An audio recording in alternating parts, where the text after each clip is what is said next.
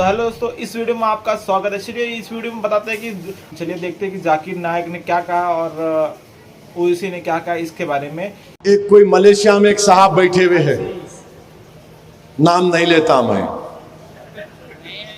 उन्होंने एक वीडियो डाल दिए। अब आरएसएस वाले बोल रहे, उन्होंने बोले तो तुम नहीं बोलते। मेरे सामने बोले, कोई पार्लियामेंट में मीटिंग में था, आप नहीं बोले। उन्होंने बोले मलेशिया से। मैं क्या बोलूं? बोले आप नहीं बोलेंगे। अरे मैं क्या बोलूं? बोलो।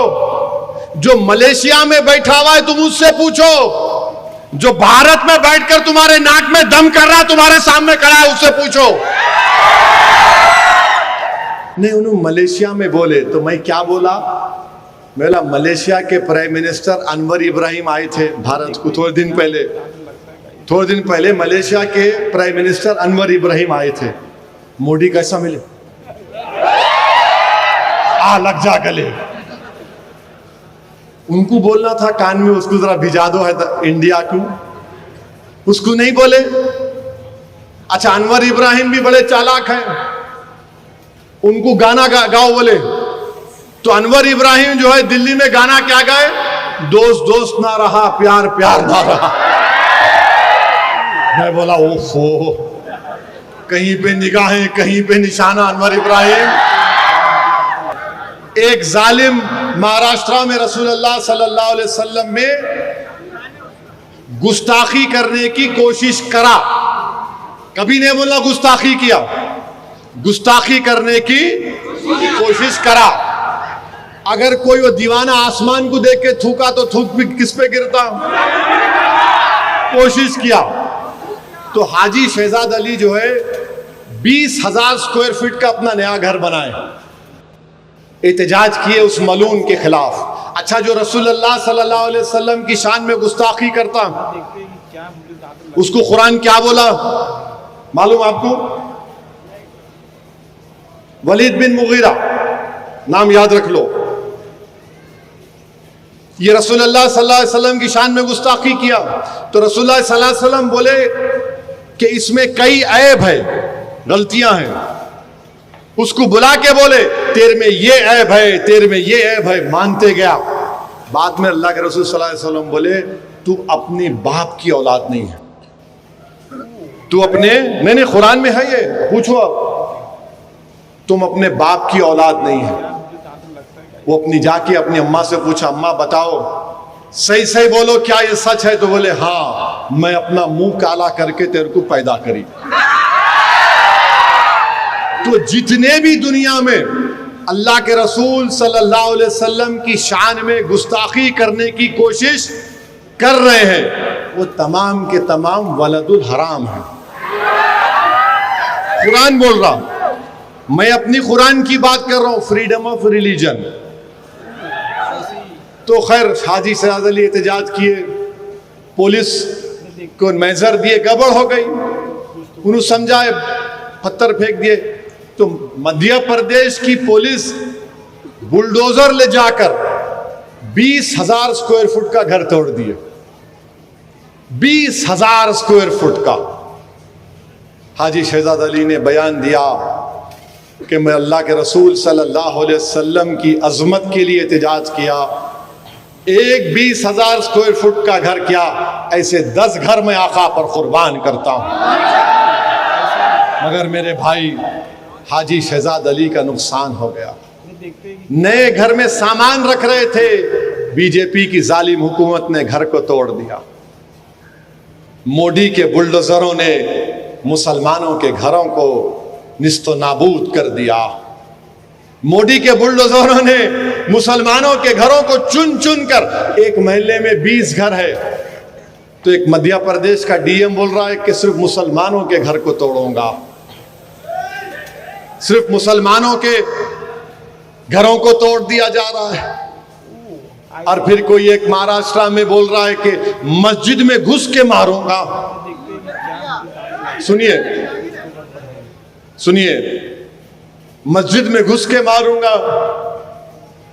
प्राइम मिनिस्टर, क्या कानून उस पर लागू नहीं होगा जो कह रहा है कि मस्जिद में घुस के मारूंगा? क्यों कह रहा है वो? क्योंकि जानता है कि मोदी इख्तिदार पर है, इसीलिए मस्जिद में घुस के मारूंगा।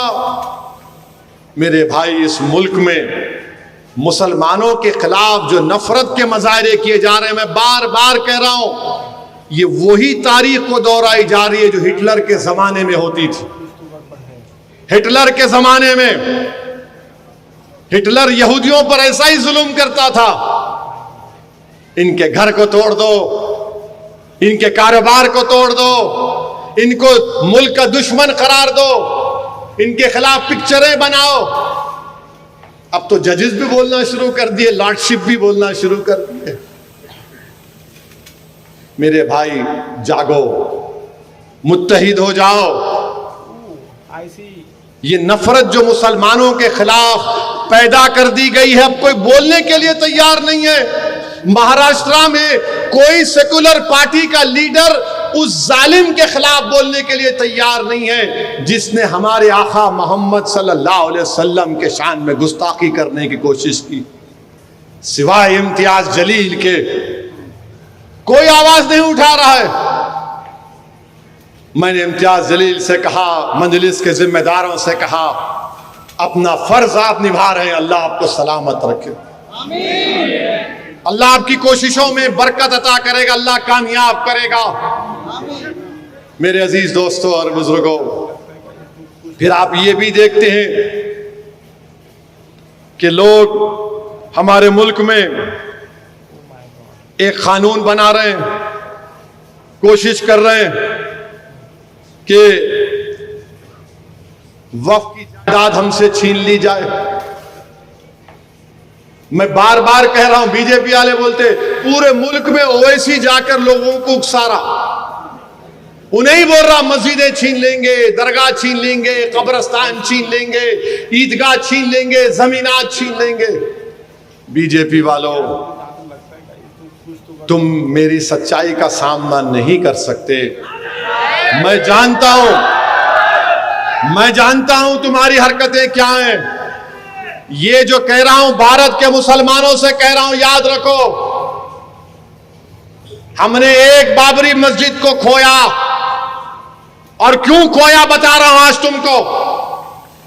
ये जो कानून मोदी लाए हैं, बिल लाए हैं, कानून नहीं बना अभी, इसमें वक्फ बाय यूजर है, यानी आप किसी चीज को इस्तेमाल करते हैं तो उससे उसके इस्तेमाल पर वो वक्फ हो जाती है।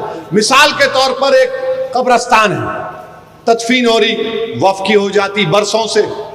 मस्जिद है, जिस अंग्रेजी का वर्ड है टाइम इमेमोरियल से आप नमाज पढ़ रहे हैं, वक्फ बाय यूजर है। ईदगाह है, तो अब मोदी क्या किए, वक्फ बाय यूजर को निकाल दिए, और मोदी ये बोल रहे कि आप रजिस्टर्ड डीड से अब आप वक्फ करना, यानी जितने वक्फ की प्रॉपर्टियां हैं, 33,000 वक्फ की प्रॉपर्टी तेलंगाना में है। तो मोदी ये बोल रहे हैं कि अब ये कानून जब खुदा ना खास्ता बन गया, तो ये 33,000 वक्फ की प्रॉपर्टीज जो तेलंगाना में है, इसमें 90% के पास डीड नहीं है, रजिस्टर्ड डीड नहीं है, तो वो क्या होंगे, वक्फ नहीं रहेंगे, नहीं रहेंगे ना वक्फ। जब कानून बोलेगा कि रजिस्टर्ड डीड लेकर आओ, रजिस्टर्ड डीड नहीं है। और फिर हम ये भी देखते हैं कि हमारे वतन अजीज में मुसलमानों से नफरत के जो मजाहरे हो रहे हैं, हद तो ये हो गई कि बेंगलुरु के हाई कोर्ट में, बेंगलुरु के हाई कोर्ट के लॉर्डशिप जज साहब ने बयान दिया। क्या बयान दिया? कि बेंगलुरु में एक इलाका है मुसलमानों का, उन्हें कहा वो पाकिस्तान का इलाका है। जज, हाई कोर्ट का जज है। आप बताइए यह लॉर्डशिप को क्या हो गया?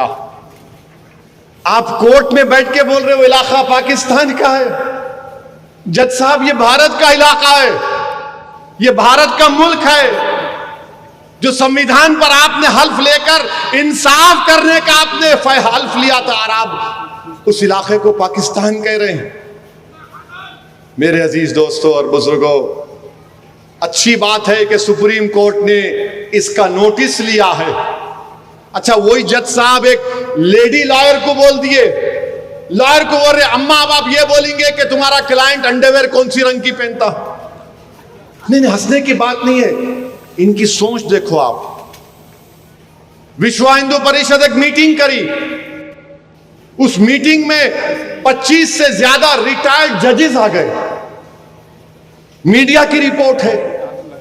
अब बताइए, जो इंसाफ करने वाले अगर जाकर वहां बैठेंगे विश्व हिंदू परिषद आरएसएस के पास, क्या इंसाफ करेंगे ये लोग? कौन से संविधान का पास लिहाज करेंगे? कौन सा कानून की बालादस्ती को सामने रखकर फैसला देंगे? मैं भारत के मुसलमानों से अपील कर रहा हूं, देखो इन चीजों को, महसूस करो इन चीजों को।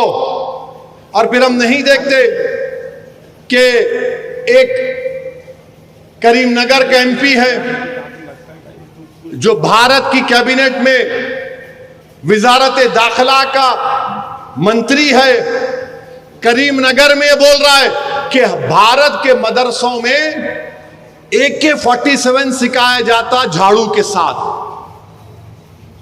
अरे तुम होम मिनिस्टर हो, इतनी नफरत तुमको क्यों है करीमनगर के एमपी? AK-47 मदरसों में सिखाया जाता। राजा राम मोहन राय, मुंशी प्रेमचंद मदरसों में नहीं पढ़े थे? देखते हैं कि क्या, मुझे जहां तक लगता है ये कह रहा है मदरसों में AK-47 सिखाया जाता। सुनो करीमनगर के एमपी, तुम्हारी आरएसएस आजादी की लड़ाई में कोर अदा नहीं की थी। आरएसएस के लोग मियां मिट्ठू बनकर बैठे थे, अंग्रेजों से कुर्बानियों ने दी, अंग्रेजों के खिलाफ लगाएंगे, अंग्रेजों के खिलाफ ये मदरसे वालों ने जिहाद का फतवा दिया था। सुनो करीमनगर के एमपी, करीमनगर के एमपी अंग्रेजों के खिलाफ अल्लामा फजल हक खैराबादी ने जिहाद का फतवा दिया था। काला पानी की सजा अल्लामा फजल हक खैराबादी को हुई, उसी काला पानी भी अल्लामा फजल हक खैराबादी का इंतकाल हो गया। सुनो करीमनगर के एमपी, तुम्हारी आरएसएस कुछ नहीं की भारत की आजादी की लड़ाई में। मुरादाबाद के वाली में दीन हजरत काफी जब फांसी के फंदे पर जा रहे थे तो मुस्कुरा रहे थे, नाते शरीफ पढ़ रहे थे। तुम नहीं जानते हमारी तारीख को करीमनगर के एमपी, तुमको इस्लामोफोबिया की एक बीमारी है। मुसलमानों से नफरत करना तुम्हारी फितरत है और तुम्हारा प्राइम मिनिस्टर झूठा है। सबका साथ, सबका विकास, सबका विश्वास, और ये करीमनगर का इनका कैबिनेट का मंत्री AK-47 सिखाया जाता कहते। अरे तू कह का होम मिनिस्टर है, उस मदरसे में AK-47 निकाला तू? कौन से मदरसे में AK-47 है? हमारे मदरसों में मुड़ी, हमारे मदरसों में बच्चों को जबान से नरम गुफ्तगू करना सिखाया जाता। हमारे मदरसों में बच्चों को अल्लाह का खौफ पैदा किया जाता और मोहम्मद सल्लल्लाहु अलैहि वसल्लम पर मर मिटने का जज्बा सिखाया जाता है। ये हमारे मदरसे, इनवा के बोले AK-47। अच्छा, AK-47 आप होम मिनिस्टर हैं ना, मणिपुर में 800 हथियार पुलिस के लेके भाग गए, अब तक नहीं मिले। अरे जाना वहां पे मणिपुर को तू,